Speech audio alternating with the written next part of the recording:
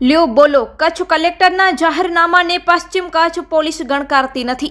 કચ્છ કલેક્ટરના જાહેરનામાનું સરેઆમ ભંગ। ભુજ શહેરમાં મોડી રાત્રિ સિવાય ભારે વાહનોની પ્રવેશબંધી હોવા છતાં શહેરમાં પસાર થઈ રહ્યા છે ભારે વાહનો। શું માત્ર જાહેરનામા પ્રસિદ્ધ કરી જવાબદારી પૂરી થઈ જાય છે? શું અધિકારીઓને જાહેરનામાનું પાલન થઈ રહ્યું છે કે નહીં તે જોવાનું નથી હોતું?